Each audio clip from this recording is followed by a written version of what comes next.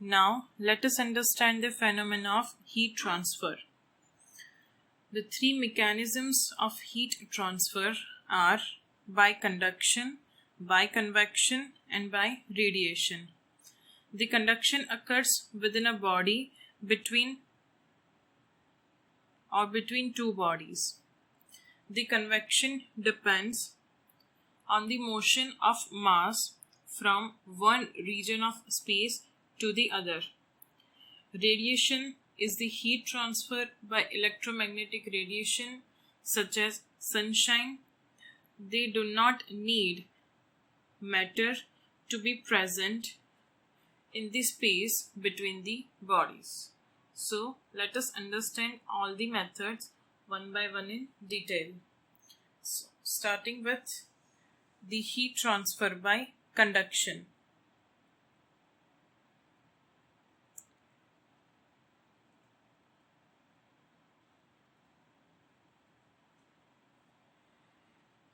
If you hold one end of a copper rod and place the other end in a flame, the end you are holding gets hotter and hotter, even though it is not in direct contact with flame. Heat reaches the cooler end by conduction through the material. On the atomic level, the atoms in the hotter region have more kinetic energy on the average than cooler neighbors. They warm their neighbors, giving them some of kinetic energy. The neighbors warm their neighbors, and so on through the material. The atoms themselves do not move from one region of material to other region, but their energies does. Most metals use another more effective mechanism to conduct heat within the metal. Some electrons can leave their parent atoms and wander through the crystal lattice. These free electrons can rapidly carry energy from the hotter to the cooler regions of the metals. So metals are generally good conductor of heat. Heat transfer occurs only between regions that are at different temperatures. And the direction of heat flow is always from higher to lower temperature. Here, the figure shows a rod of conducting material with cross-sectional area A and length L. The left end of the rod is kept at temperature T1 and the right end at the lower temperature T2. That is, here T1 is greater than T2. So heat flows from left to right. Here, for the steady state flow of heat, we are making some assumptions that the temperature is fixed at the ends. That is, once heat flow starts, we are not changing this temperature externally. And the heat flow is only one dimensional. That is, heat will flow along the length only. That will not be any sideways flow of heat. Now, when a quantity of heat dq is transferred through the rod in time dt, the rate of flow will be dq by dt. We call this rate the heat current. That is, H is equals to dq by dt. Experiments show that the current is proportional to area and temperature difference T1 minus T2, and it is inversely proportional to the length. So H is equals to dq by dt, and H is directly proportional to A T1 minus T2 upon L. Changing this proportionality into equality, we can write H is equals to K A T1 minus T2 divided by L. Here K is the thermal conductivity of material.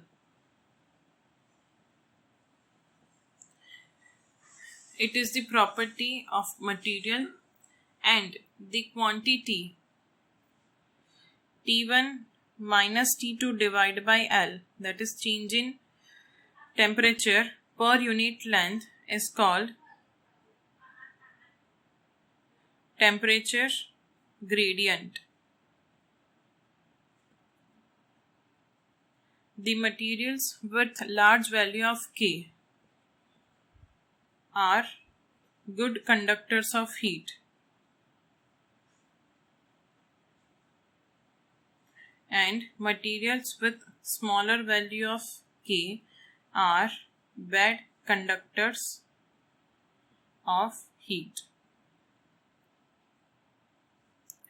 The unit of H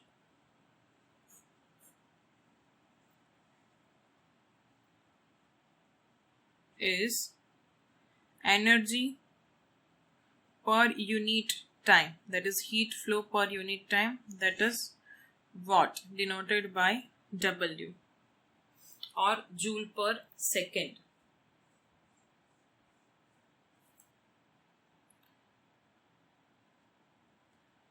Now, if we compare this formula, H is equals to Ka T1 minus T2 upon L. This is the heat current, and the electric current I is equals to V by R.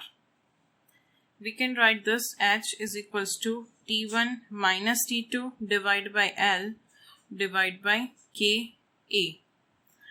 The electric current flows due to the potential difference, and the heat current flows due to the temperature difference.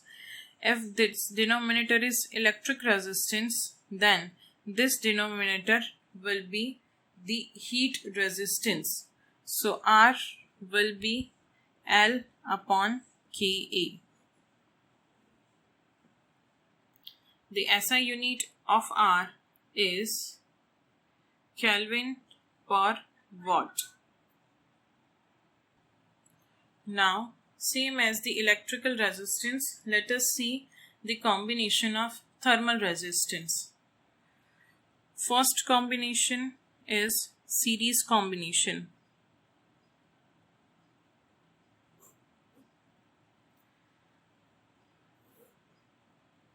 Let us say there are two blocks having same cross-sectional area.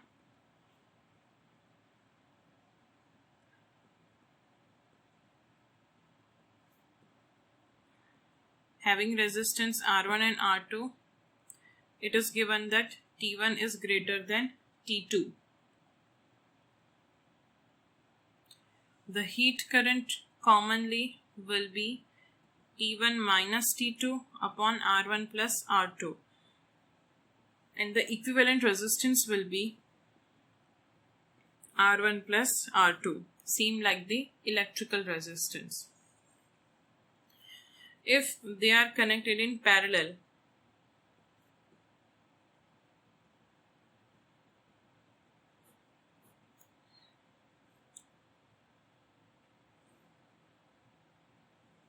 so two are connected in parallel, A and B. The temperature at this point is T1 and at this point is T2. Its resistance is R1 and resistance is R2. So the heat current H will be equal to T1 minus T2 upon R equivalent, and R equivalent will be R1 R2 divided by R1 plus R2. In the case of parallel combination, we have taken length to be same, and in the case of series combination, we have taken area of cross section to be same. Now let us find the junction temperature. Two blocks are connected having same length and same area of cross section. Let's say they are having conductivities K1 and K2. The temperature at this point is T1 and temperature at this point is T2. Given T1 is greater than T2. So heat will be flown in this direction. We want to find the junction temperature. Here we will use the concept that heat flow rate is constant. So heat flow rate for this slab will be K1A into Tj minus T1 divided by L is equals to heat flow through this will be K2A. This will be T1 minus Tj into Tj minus T2 divided by L. As heat is flowing from T1 to T2, T1 is greater than Tj is greater than T2. So, while writing the difference of temperature, consider the direction of heat flow. From this, putting the value, we can find the junction temperature. Let us solve some big examples based on that. In this example, 3 rods of same cross section but different length and conductivity are joined as shown. If the temperature at two extreme ends are T1 and T2, given T1 is greater than T2, find the rate of heat transfer H. Here all 3 are connected in series, so we can write R equivalent is equals to R1 plus R2 plus R3. So R1 is L1 upon K1A plus R2 is L2 upon K2A plus R3 is L3 upon K3A. The heat flow rate will be T1 minus T2 upon R equivalent. So H will be equal to A into T1 minus T2 divided by L1 upon K1 plus L2 upon K2 plus L3 upon K3. Further we can simplify. So H will be A K1 K2 K3 into T1 minus T2 divided by L1 K2 K3 plus L2 K1 K3 plus L3 K1 K2. So this will be our final answer. In this example, 3 identical rods. The meaning of identical rods means they have same length, same area of cross section and same conductivity. They are joined as shown. Find the temperature theta. Here these 2 are hot temperatures and this is a colder temperature. So heat will be coming from this direction. Let's say this is H1, this is H2 and it will merge to form a current H. From this we can write H1 plus H2 is equals to H. H1 will be Ka 60 minus theta divided by L plus H2 will also be same. Ka 60 minus theta divided by L is equals to H will be theta minus 0 into Ka divided by L. This Ka upon L will get cancelled out. So we can write 2 times 60 minus theta is equals to theta. So 120 minus 2 theta is equals to theta. So 3 theta will be equal to 120 and theta will be equal to 40 degrees Celsius. This will be our final answer. In this example, we want to find the junction temperature theta. Given all 3 rods are identical in dimension, that means L and A are same, but K is not same. For this conductivity is 2K, for this it is K and for this it is 3K. Here it is at 80 degrees Celsius, so it is at higher temperature, so current will flow in this direction H. Some part of current will move in this direction and some part will in this direction. So we can write H is equals to H1 plus H2. H can be written as Ka 80 minus theta divided by L is equals to H1 can be written as theta minus 20. Here it will be 2 Ka into Ka divided by L plus H2 will be 3 Ka into theta minus 60 divided by L. This A by L and K will get cancelled out. So 2 into 80 minus theta is equals to theta minus 20 plus 3 into theta minus 60. So 160 minus 2 theta is equals to theta minus 20 plus 3 theta minus 180. So 6 theta will be equal to 160 plus 200, that is equals to 360. So theta will be equal to 60 degree Celsius. So this will be our junction temperature. Let us see the next example. Two walls of thickness D1 and D2 and thermal conductivities K1 and K2 are in contact. In the steady state, the temperature at the outer surface are T1 and T2. What is the temperature at common wall? Let's say these are two walls. Temperature at outer surface are T1 and T2. The separation is D1 and D2. Conductivities are K1 and K2.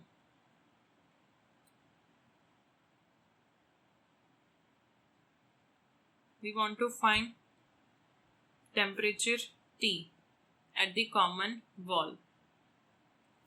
Now, heat flow across the wall will be same.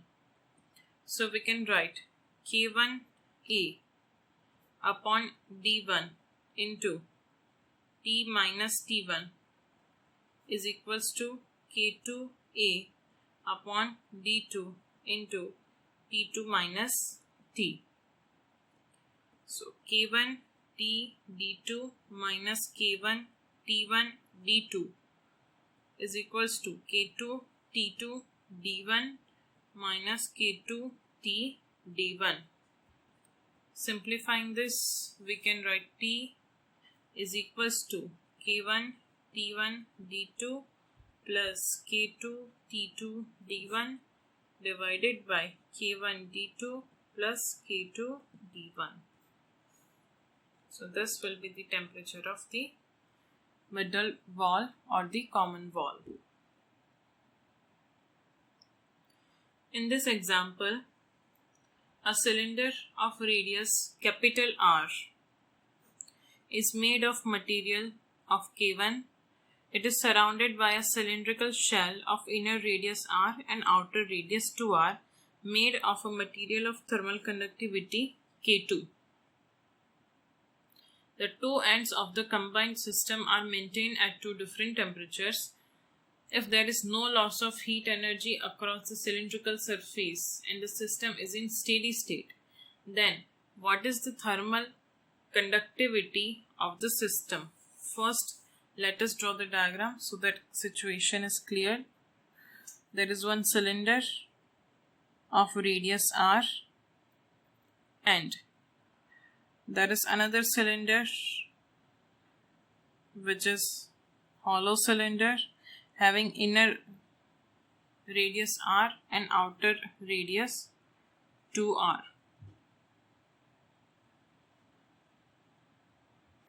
Its conductivity is K1, this is K2. Both are having length L.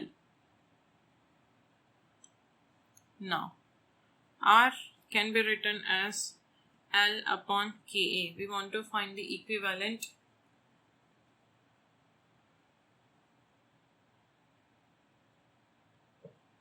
conductivity of the system. Now, these two are connected in parallel. So we can write 1 upon R equivalent is equals to 1 upon R1 plus 1 upon R2.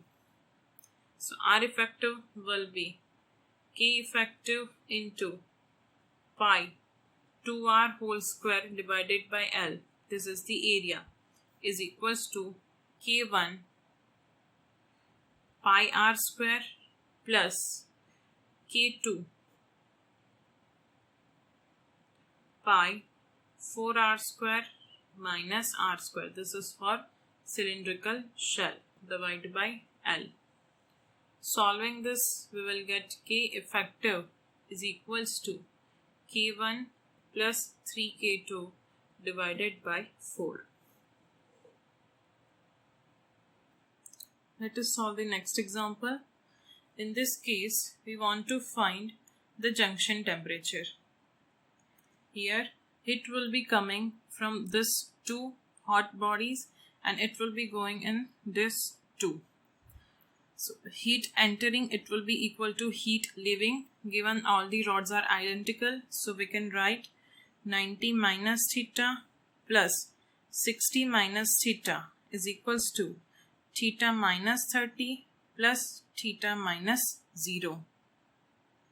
So 150 minus 2 theta is equals to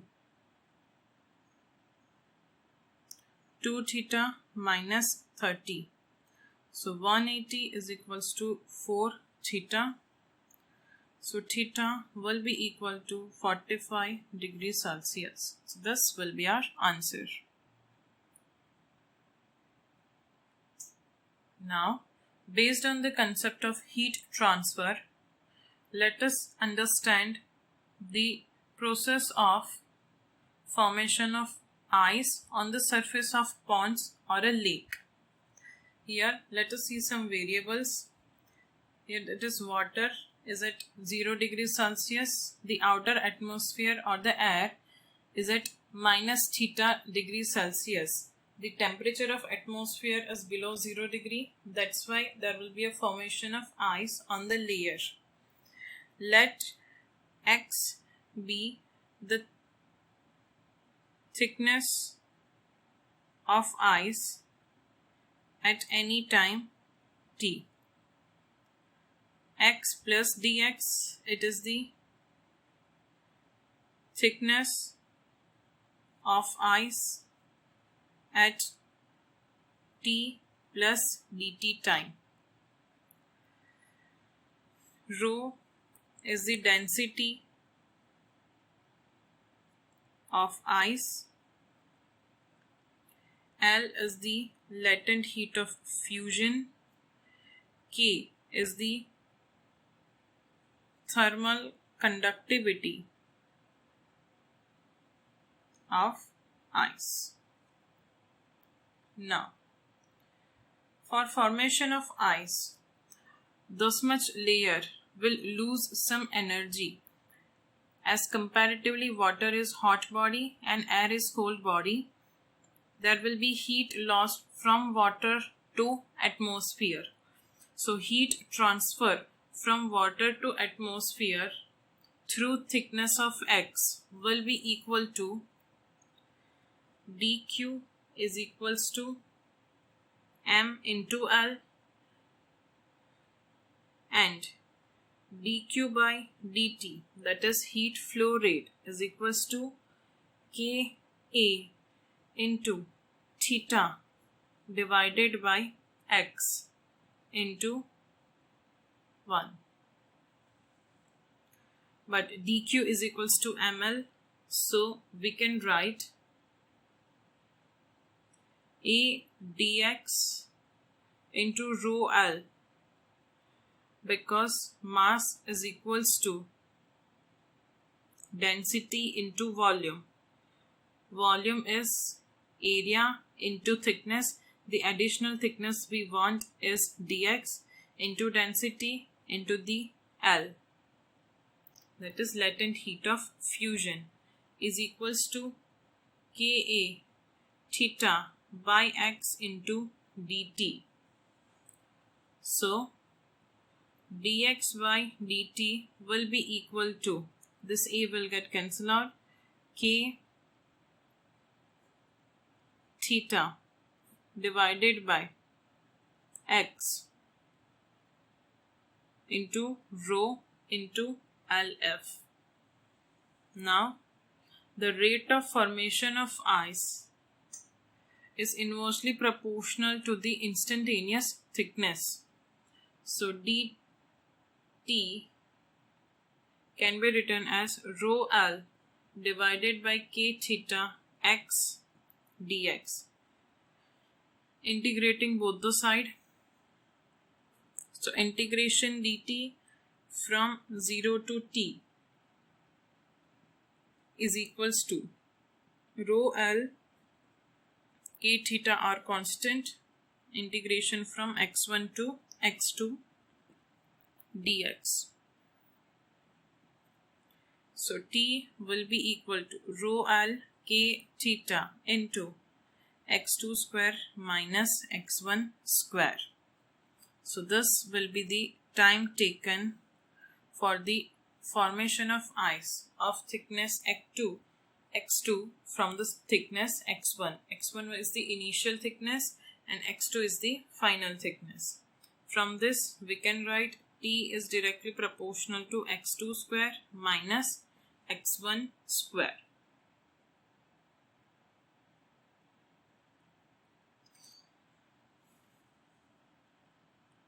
From this we can write that time taken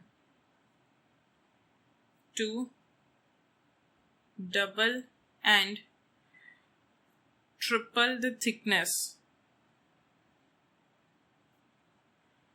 will be in the ratio of 1:4:9, and time intervals to change thickness from 0 to x, x to 2x and 2x to 3x and so on will be 1:3:5:7 and so on. Now let us understand the second method of heat transfer, that is heat transferred by convection. Convection is the transfer of heat by mass motion of a fluid from one region of space to another.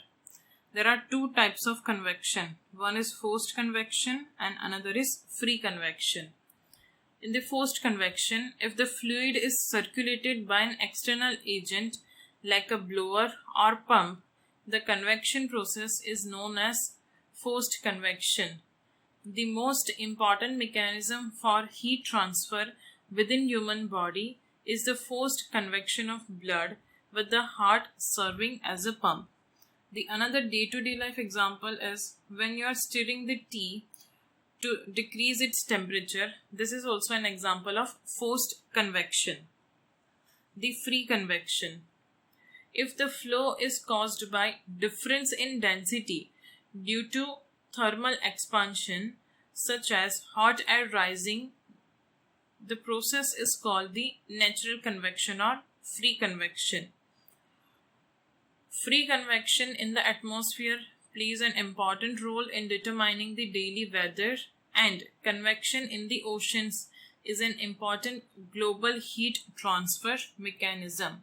So in the free convection, there will be a free flow of convection waves due to the change in density. For example, if we mix hot water and cold water, the cold water will be at bottom initially and hot water will be at top. Now there will be a transfer between hot water and cold water. As the density of cold water is more and hot water is less, it will be at the top side. As the heat transfer takes place between hot and cold water, the cold water will become more and more rarer, so it will move upward, and the hot water after cooling down will move downward. So this will be the free convection wave. Now, the convection is a very complex process and there is no simple equation to describe it. But there are few experimental facts, so let us understand them. The heat current due to convection is directly proportional to the surface area. We can see the practical example. We use saucer so that tea gets cold easily. So as we increase the surface area, the heat current is increased.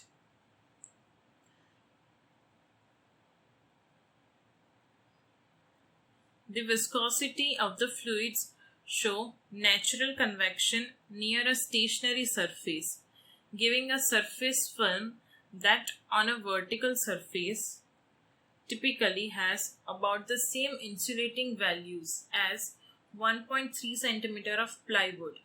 Forced convection decreases the thickness of the film, increasing the rate of heat transfer. This is the reason for the wind chill factor. That means you get cold faster in a cold wind than in a still air with the same temperature. And the third experimental fact is the heat current due to convection is directly proportional to the temperature difference between surface and main body, power 5/4. So these are some experimental facts about the convection. There is no numerical or there are no equations, simple equations that can define the heat transfer by convection. So let us move on to the third type, that is heat transfer by radiation. Radiation is the transfer of heat by electromagnetic waves such as visible light, infrared and ultraviolet rays. Even at ordinary temperatures, every body emits energy in the form of electromagnetic radiation. At ordinary temperature, let's say 20 degrees Celsius, nearly all the energy is carried by infrared waves in the wavelengths much longer than those of visible light. As the temperature rises, the wavelength shifts to the shorter value. At 800 degrees Celsius, the body emits through visible radiation to be self-luminous and appears the red hot. Although even at this temperature, most of the energy is carried by infrared waves. At 3000 degrees Celsius, the temperature of an incandescent lamp filament, the radiation contains enough visible light that a body appears white hot. So at 8 degrees Celsius, the body will appear red hot, and at 3000 degrees Celsius, the body will appear white hot. Let's take a body. We are incidenting Q amount of heat energy on the surface. The Q1 amount of energy will be reflected, Q2 amount of energy is absorbed, and Q3 amount of energy is transmitted. So we can say that Q1 by Q. Q1 is heat energy reflected upon total energy incident, is called the reflectance of the object. The heat energy absorbed divided by the heat energy incident is called the absorptance of the object, and the heat energy transmitted divided by heat energy incident is called the transmittance. In the ideal case, Q is equals to Q1 plus Q2 plus Q3. Now, if we add R, A and T, that is reflectance, absorptance and transmittance, it can be written as Q1 by Q plus Q2 by Q plus Q3 by Q. But Q1 plus Q2 plus Q3 is equals to Q. So, R plus A plus T will be equal to 1. The addition of these three has a fixed value.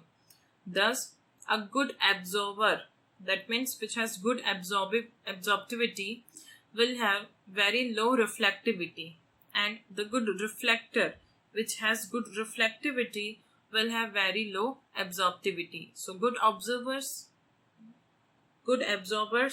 are bad reflectors and bad absorbers are good reflectors.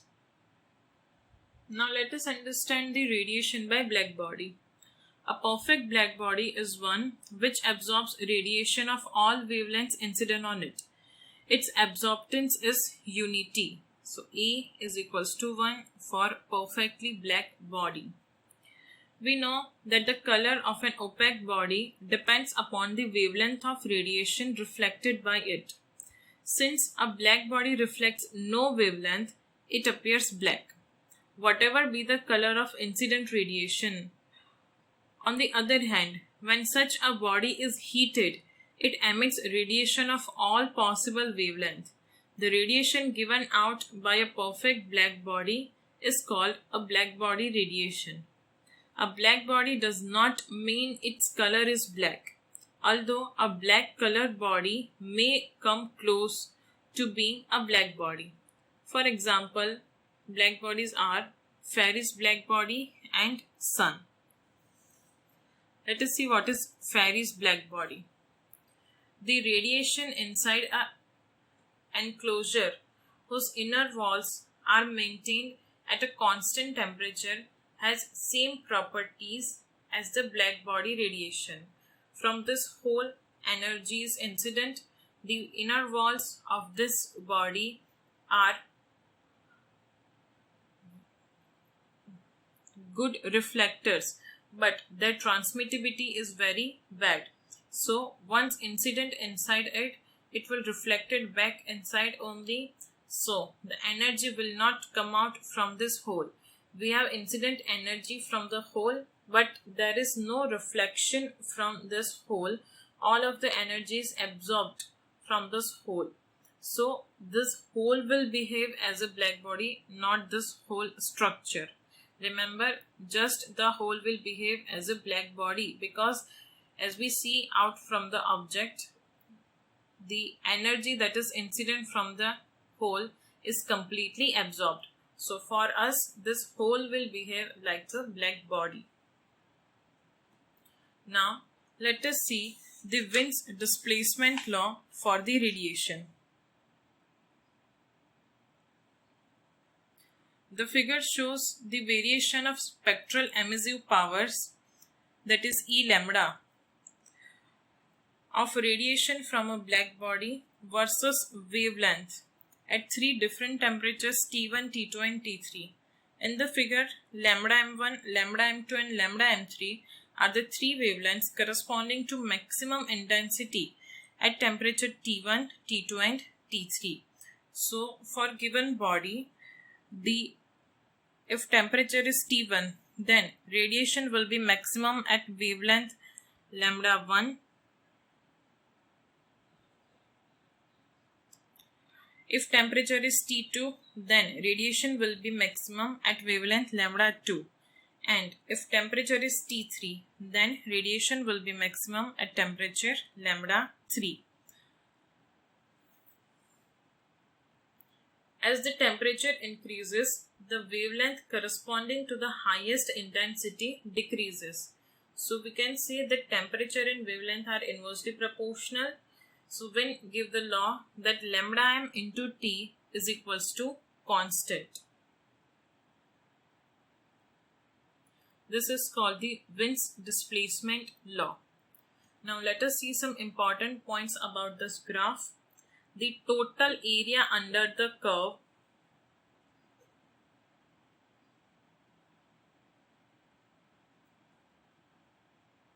is equals to the total radiated power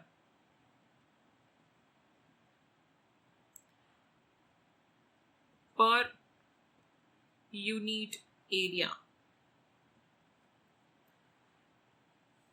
The second point, at ordinary temperature, that is 300 Kelvin, nearly all radiant energy is carried by infrared waves, which is invisible. As the temperature increases, the wavelength shifts to shorter value. As we can see, if the temperature increases, the wavelength shifts to the shorter value. shorter value.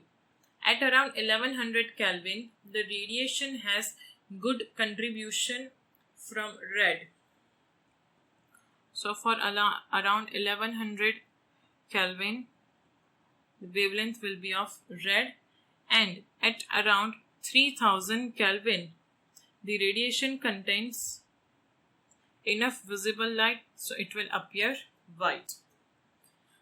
The third point is Winslow is useful for estimating the surface temperature of celestial bodies like moon, sun and other stars. The wavelength that we receive from that radiating body, from that we can estimate the temperature. Now let us see the Stephen's law for single body radiation. From the experimental study, the rate of emission of radiations by a hot body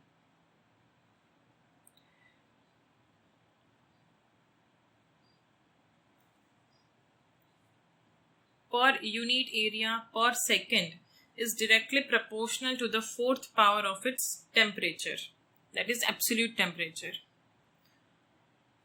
For a perfectly black body, energy per unit area per unit time is directly proportional to T power 4. The proportionality constant is sigma. It is called the Stephen-Boltzmann constant. The value of Stephen-Boltzmann constant is 5.67 into 10 power minus 8 watt per meter square Kelvin power 4.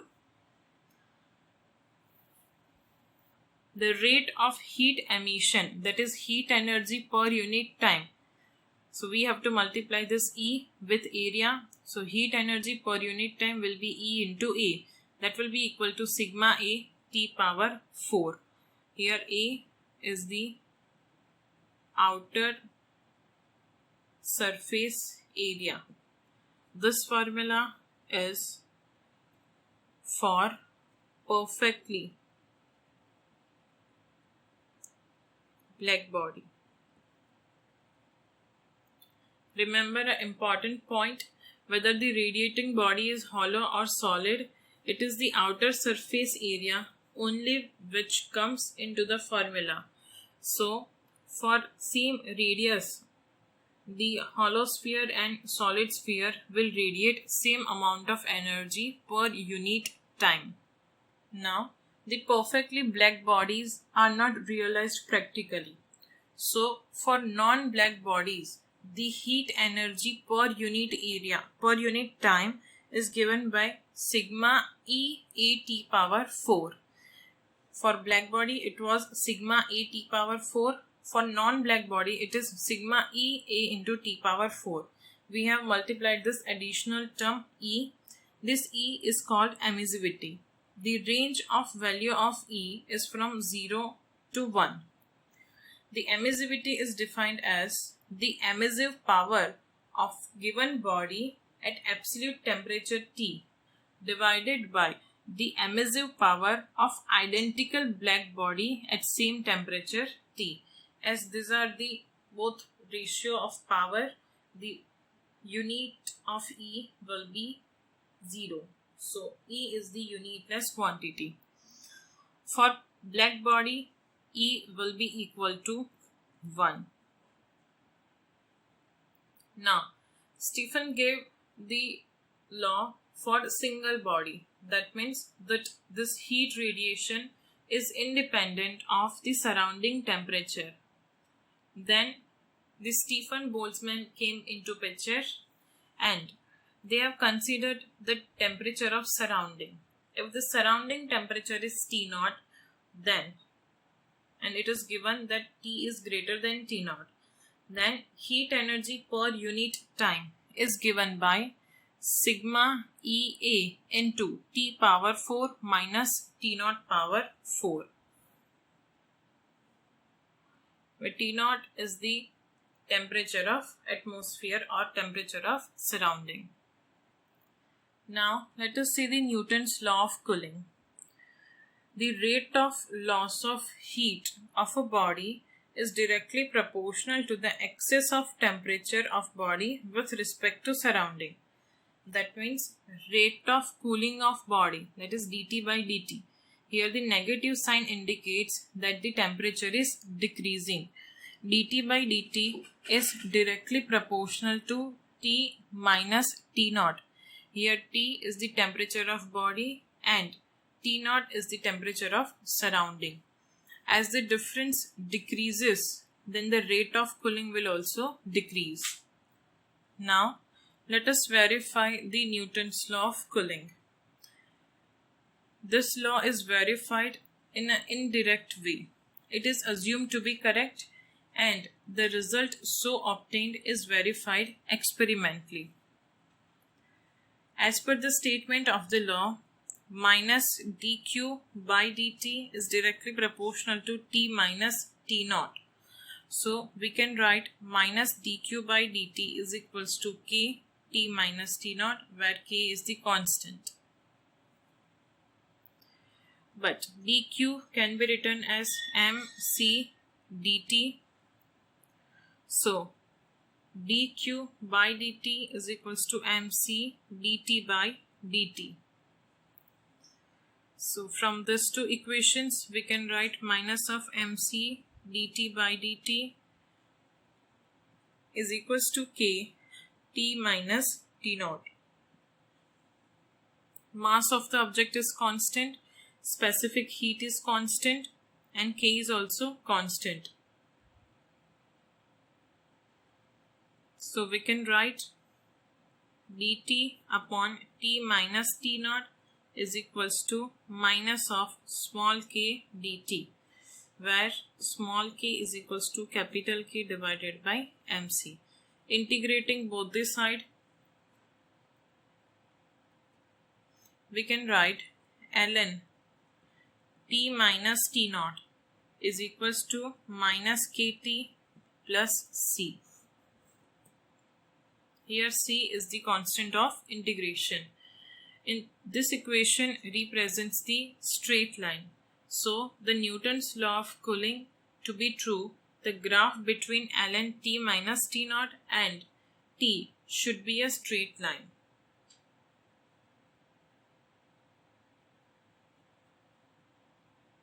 And experimentally we can find that the graph between ln T minus T naught and kt is a straight line. Hence the Newton's law of cooling is verified. Let us see one example based on Newton's law of cooling. In this example, a body cools in 7 minutes from minus 60 to 40 degrees Celsius. What will be its temperature after next 7 minutes, given the temperature of surrounding is 10 degrees Celsius? The Newton's law of cooling is dt by dt is directly proportional to T minus T naught. In the first case, minus of change in temperature is 40 minus 60 divided by 7. Let's say after next 7 minutes temperature becomes x. So it will be minus of x minus 40 divided by 7 is equals to, this T naught is 10. What is about this T? T is taken the average of 60 and 40. So that will be 60 plus 40 divided by 2. Same way in the second case it will be average of x and 40. So x plus 40 divided by 2 minus 10. This minus will get cancelled out, 7 will get cancelled out. So we can write minus 20 divided by x minus 40 is equals to, this will be 100 by 2, 50 minus 10, that is 40 divided by x plus 40 divided by 2 minus 10. We can write this as 20 divided by 40 minus x is equals to 40 divided by x plus 40 divided by 2 minus 10. Cross multiply this. X plus 40 divided by 2 minus 10 is equals to 80 minus 2x. So x plus 40 divided by 2 is equals to 90 minus 2x. So x plus 40 divided by 2 plus 2x is equals to 90. Take the LCM. So 5x plus 40 is equals to 180. So 5x will be equal to 180 minus 40, that will be equal to 140.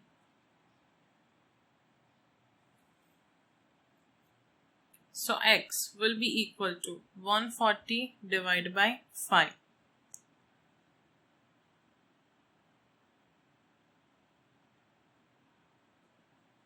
So x will be equal to 28 degree Celsius.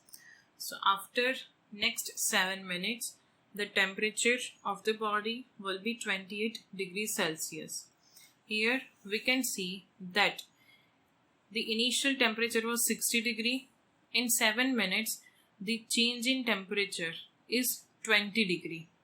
Now, in the next 7 minutes, the change in temperature is only 12 degree. Because as the temperature difference between body and the surrounding has decreased, the rate of cooling is also decreased.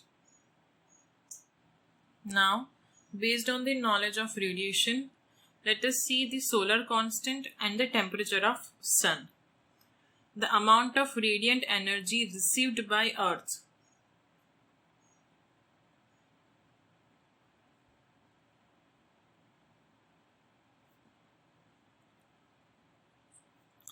Per unit area, per unit time from the sun in the absence of atmosphere when placed at right angles to the incident radiations at a distance equal to the mean distance of the earth from the sun is called solar constant. The solar constant is measured approximately 1360 watt per meter square. Here, the radiant energy per unit time H is given by sigma into T power 4 because sun is black body into area. The area will be 4 pi r square. Here r is the radius of sun. The mean distance from the earth to the sun is, let's say, small r. This is sun and this is earth. The mean distance is small r. So this energy is radiated in whole sphere of radius small r. At any distance it will be same. So we can write solar constant as H divided by area of the sphere, that is 4 pi r square. So S will be equal to 4 pi capital R square into sigma T power 4 divided by 4 pi small r square. So solar constant will be sigma T power 4 into R square upon R square.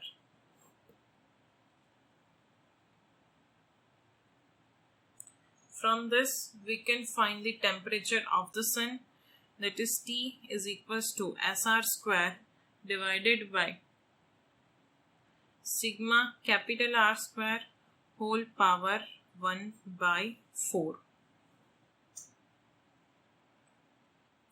If we put all this value, the value of solar constant, the distance from sun to the earth, Stefan Boltzmann constant and the radius of sun, we will get the approximately temperature as 5800 Kelvin. This temperature is less than the actual surface temperature of the sun because sun is not a perfectly black body and some radiation is absorbed by the atmosphere. So this is for all today.